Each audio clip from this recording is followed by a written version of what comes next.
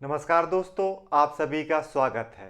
राधे राधे, जय श्री राम, जय जौहर। आज हम चर्चा करने वाले हैं भारत और भूटान के संबंधों पे।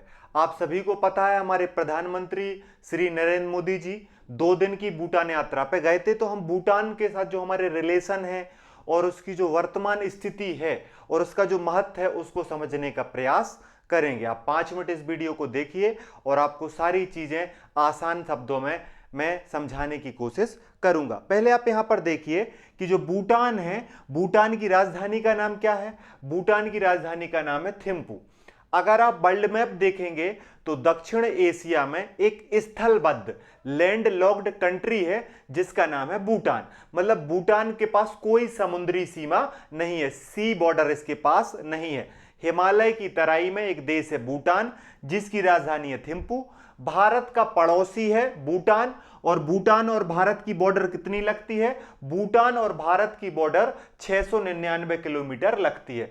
699 किलोमीटर जो है वो भारत और भूटान की बॉर्डर है। याद रखना, भूटान चाइना के साथ ही बॉर्डर शेयर करता है और यही हमारे लिए थोड़ी सी समस्या है, यही जियोपॉलिटिक्स में महत्वपूर्ण भूमिका निभाता है। भारत की बॉर्डर और भूटान की बॉर्डर 699 किलोमीटर लगती है।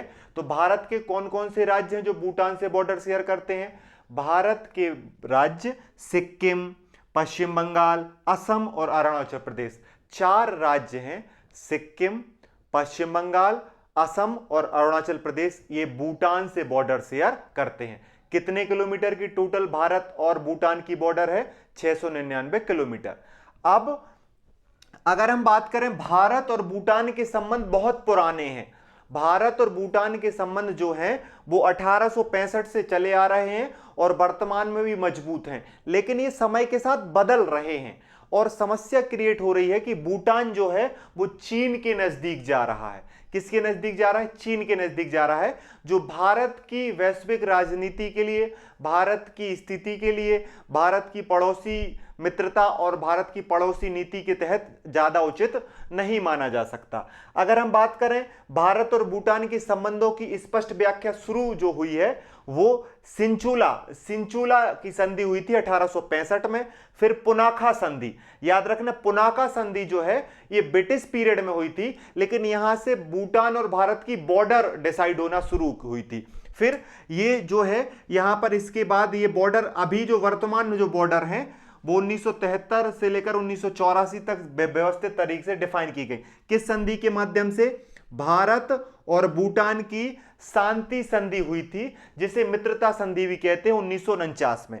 जब भारत आजाद हुआ तो भारत ने सबसे पहले अपने पड़ोसी देश भूटान के साथ 1949 में एक शांति और स्थिरता की संधि की, जिसे भारत भूटान मित्रता संधि कहा जाता है, मैत्री संधि कहा जाता है, और इसमें संशोधन किया गया 2007 में। अब स्थिति बदल रही है। सिंचोला संधि 1865, पुनाखा संधि 1910, भारत और भूटान मैत्री संधि 1949, उसमें संशोधन किया गया 2007 में। अब भारत और भूटान के संबंध बदल रहे हैं, इसीलिए चुनाव की घोषणा के बाद, आचार संहिता लगने के बाद भी भारत के प्रधानमंत्री भूटान की यात्रा पे गए। यह संदेश देने की कोशिश है कि भूटान हमारे लिए महत्वपूर्ण है, भूटान से रिश्ते हमारे लिए बहुत जरूरी हैं। आपके लिए बता दें, जब आचार संहिता लग जाती है तो किसी भी देश के साथ हम बड़े समझौते नहीं कर सकते, कोई भी ऐसा समझौता नहीं कर सकते जो आचार संहिता का उल्लंघन हो, जिससे सत्ताधारी पार्टी को लाभ हो सके। ये बजट सिर्फ एक ऐसी बजट है जिसमें मित्रता दिखाने की कोशिश की गई, मजबूत संबंधों को दिखाने की कोशिश की गई।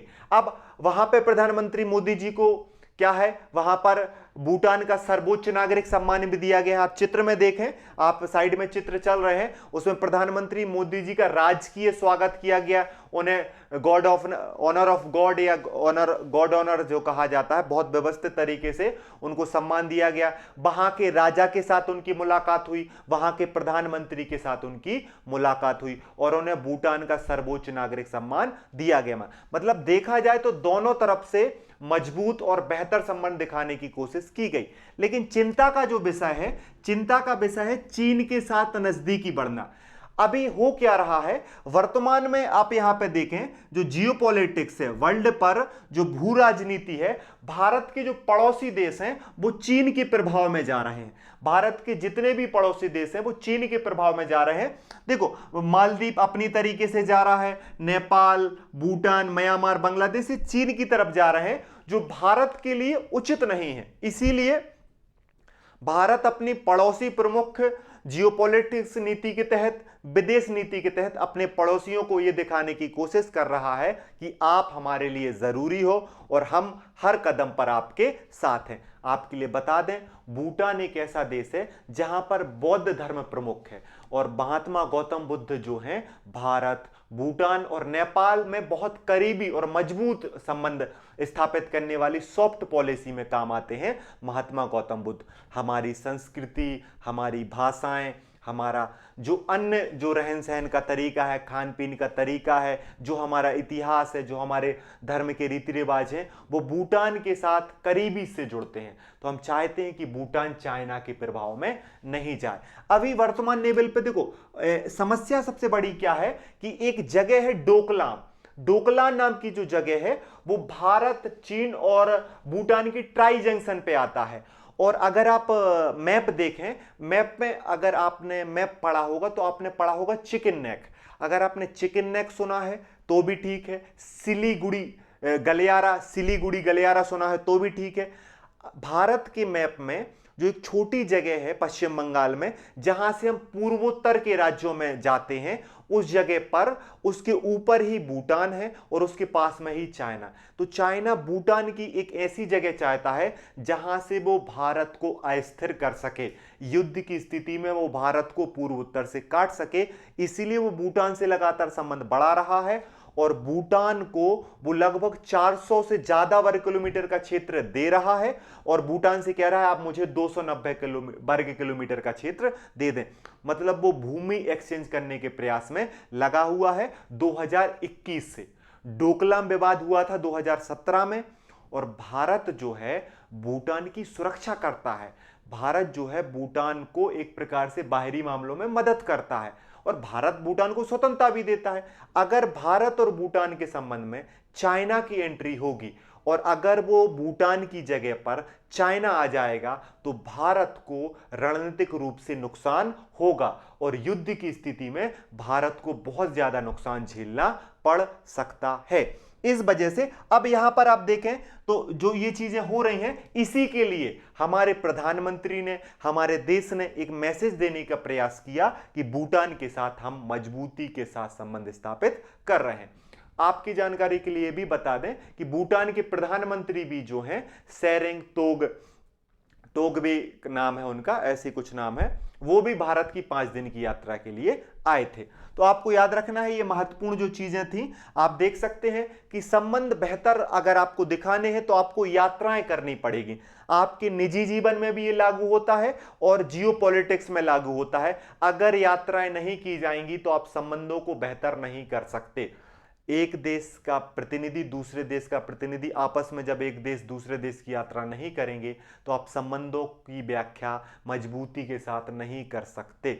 संधि समझौते यात्राओं के माध्यम से होते हैं और इसीलिए आचार संहिता लगने के बाद भी हमारे देश के प्रधानमंत्री भूटान गए, जहां पर उनका व्यवस्थित तरीके से सम्मान पूर्वक बड़े गर्मजोशी से उनका स्वागत किया गया और उन्हें भूटान का सर्वोच्च नागरिक सम्मान ऑर्डर ऑफ ड्रूक गयाल्पो, उस भूटान के सर्वोच्च नागरिक सम्मान का नाम क्या है? Order of Druk Gyalpo. आप स्क्रीन पे देख सकते हैं, वो नाम है, प्रधानमंत्री मोदी जी को वो सम्मान दिया गया है।